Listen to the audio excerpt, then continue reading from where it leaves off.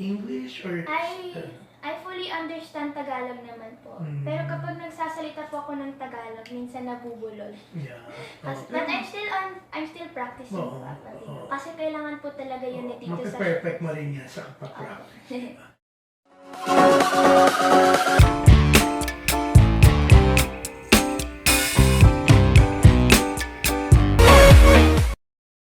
Dati hindi rin ako parang mag-Tagalog. English. Hindi rin. Kasi nung bago ako dito sa Maynila, as in, if you can ask po mga tao dito sa agency, as in, sobrang English ko po, as in. Pero in-enroll po nila ako ng parang Tagalog lessons. And then after nun, medyo nag-improve. Kaya ngayon nagtatagalog naman po. Pero, syempre, marami nagtatanong, sino ba talaga si Karen? I heard, ang dad mo is from Amsterdam. From Denmark. Pumunta ng Amsterdam. Ginugulat lang kita. Hindi, taga Denmark ang dad mo. Opo. But the last time I saw him na po was when I was 3 years old. Oo, yun nga. 3 years old mo daw siya huling nakita. And never ka nagpunta sa Denmark. Never ever. Pero paano ka? Filipino citizen ka ba? What? Filipino po ako, pero... Filipino! Pero, hindi ko po alam masyado yung kay daddy. Kung duwa ka. Si mommy But I heard, congratulate ka daw ng dad mo? Sino may sabi? Gusto mo? Wala kayong communication. Meron naman po, but very rarely. Hindi po siya yung... So alam niya na nasa showbiz ka? Opo. So yun nga, hindi ka niya kinongratulate? Nag-congrats naman po siya, pero yun lang din. Minsan nga... May kwento sa... Kasi 11 years na kayo hindi nakikita ng face-to-face, pero since 3 nga. So, pero nag-congratulate nga raw. Paano niya nalaman? Siguro po sa mga connection po ng mga friends ko, mga mutual friends. Siguro nakita niya po yung mga post. Kasi sabi niya din po dun sa chat na he didn't know na I won. He knew it from a friend daw na nag-post din. So yun, sabi niya, congratulations dear. Yeah, si showbiz. Siyempre, masaya na double cards ka na, di ba? Opo, pero I'm sure it's gonna be a very big responsibility kasi I'm here na po part of the showbiz. So, gagawin ko po yung best ko para mapasay po yung mga double cards at po lahat ng mga tao. Yeah. So, anong message mo sa mga double cards at saka sa mga ibang mga fans mo? Ayan, yung message ko po sa mga double cards at sa lahat po ng mga supporters ko, gusto ko lang po magpasalamat for always supporting me po since day one at I hope you continue to support me and gusto ko din po magpasalamat kay Papa God for guiding me and then for giving me this opportunity and sa Merlion Agency ko din po for helping me here get in Manila kasi pinastay po nila ako dito, binigyan po ako ng condo para may mastayan po kami dito ni Mommy. And thank you din po kay Mommy. Kasi... Siyempre, ito yung Mommy. Hala, pinakita na! Ayaw na talaga pinapakita. Pero good luck ka. Ang ganda-ganda ng bagong double cards. Thank you. Wait, one question. Akala ko ang daddy mo si Billy Cyrus. Billy Cyrus? Oo, kasi kamukha mo si Miley. Miley. Sabi ko, kakawin ko si Miley. Kakawin mo si Miley. Daming ako nagsasabi kamukha ko talaga si Miley. Oo. Siguro yung, Hannah Montana Days. Okay. Pero may mga favorite songs ka na Opo, meron naman. na kay Miley din. Tawagin na siya, o sige. Yung bagong song niya din po na Flowers sa Kalakay. Okay. Thank you. Kahit di ka na sa'kin.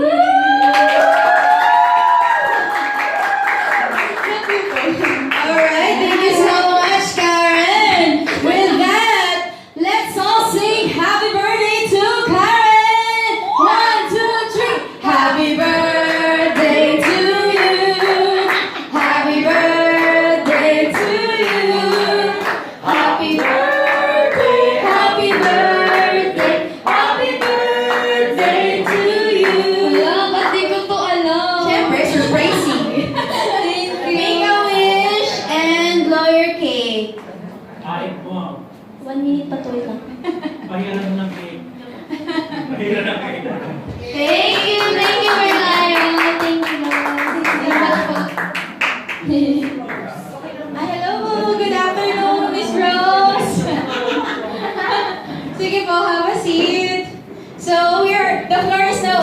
for question and answer na para habang mainit-init ang... Ito po ang ating mic. Sino pong gusto mauna? Ito Mario. Sure. First of all, congratulations. Thank you so much po. You deserve to win.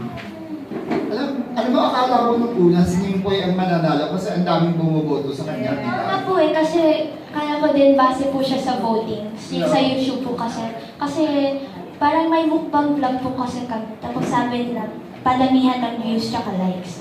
Sabi ko na, win or lose, okay lang naman sa akin kasi I did my best. Tapos, here po kasi sa Manila, I don't have a big platform. Wala po akong masyadong fans. Pero yun, sobrang thankful ko po kasi binigyan po ako ng opportunity ng Bulaga to give my best and to give good vibes po sa mga tao.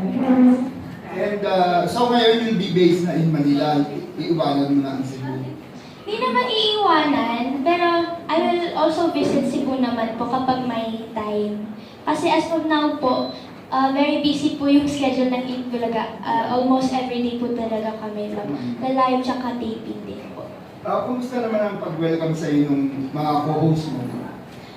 They gave me a very warm welcome kasi nung first day ko po as Dabber Cats, they gave me a cake. Kasi, sorry. Kasi binigyan nga po ako ng cake kasi birthday ko po yun. And then, nung first day ko po, parang kinakabahan po kasi ako kasi it's a new environment at nag-a-adjust pa po ako. Kaya tinulungan po nila ako by giving advices. Katulad po ni Ate Riza, sabi niya na I can parang mag-react, kung pwede din po kausapin yung mga writers if pwede ba ako mag-adlib or parang gano'n. So binigyan kayo ng tip about hosting. What do you feel when people say that you look like Miley Cyrus? Since ano po yan eh, yung pinaka-first na nagsabi sa akin that I look like Miley Cyrus is yung Little Big Shots ko po. Doon po talaga, na-realize ko na kamukha ko si Miley Cyrus.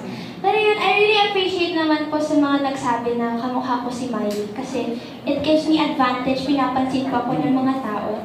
Pero yun nga po, yung sinabi ko din po sa mismong Grand Finals that I also want to have my own image na gusto ko po na kilalanin ako ng mga tao as me. Your own identity. Own identity. Pero I'm not saying that I don't like people saying that I look like Miley Cyrus. Ina-appreciate ko naman. So will you be open to acting? Anong balak ng Merlion sa'yo? Will you be affiliated with any recording company? Dadaling ka pa nila somewhere? So For Karen naman with Merlion, we're aligning everything with Bulaga. As you all know, ang Bulaga, napakagaling nila mag-expose ng artist, magpasikat ng artist. So for now, we're aligning our schedules, our plans with Bulaga. Ang narinig ko, well, we had a meeting already, yung first meeting. We will do first the album of Karen, kasi she's a singer talaga. yeah. Tapos, gusto kasi niyang Bulaga, and namin, mahon pa yung talent niya. She's just 14. She will go a long way. Then siguro, yung acting will come in later. Endorsements, we're looking at that also. What else? Pero si Karen, magte-training pa rin siya, kahit singer na siya. May vocal classes, may dance, may acting. Lahat yun ibibigay sa kanya.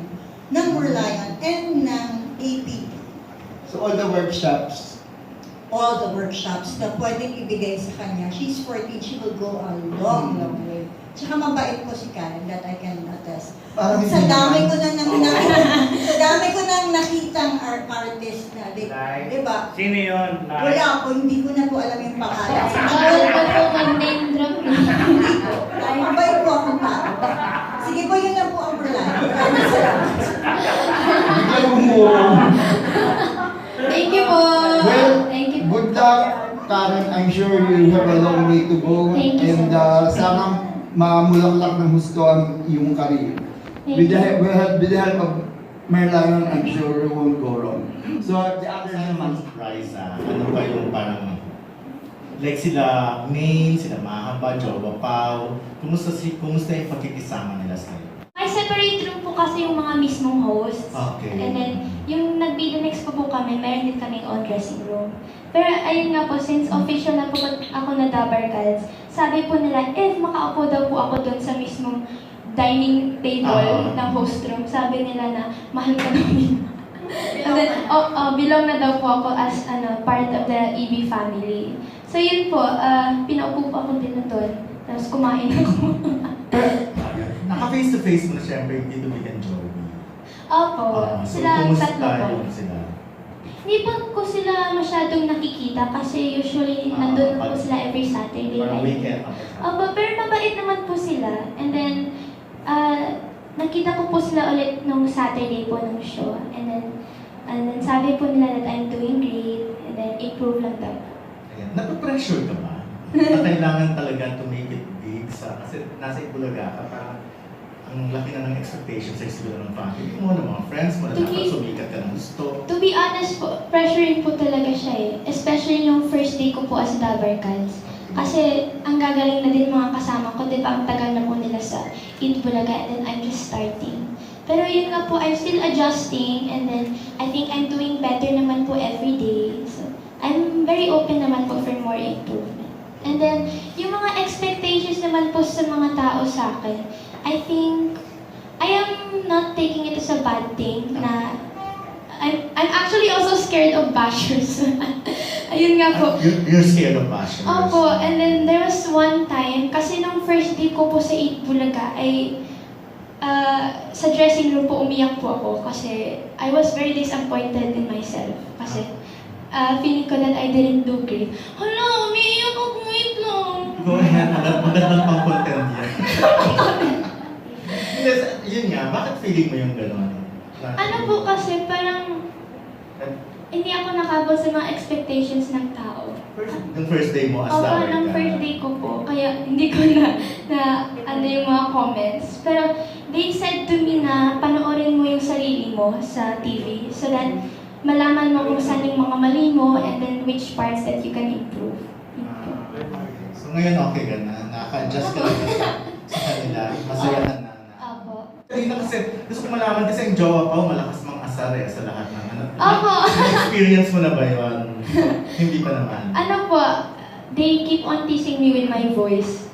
Kasi sabi nga nila, ang pitchy ng voice ko. Di ko alam kung pitchy yung voice ko ngayon. Hindi. Bakit ano? Kasi, ano po, tumataas po yung boses ko kapag excited. As in, yung sobrang excited. Kaya nga ayaw ko panoorin yung grand finals performance ko kasi yung boses ko, hello po! Ganyan ang ano mo. Pero I am trying to change it. I am trying to parang, ano tawag doon? Modulate? Yun, i-modulate. Kasi, ano na po, hindi na po ako bata eh.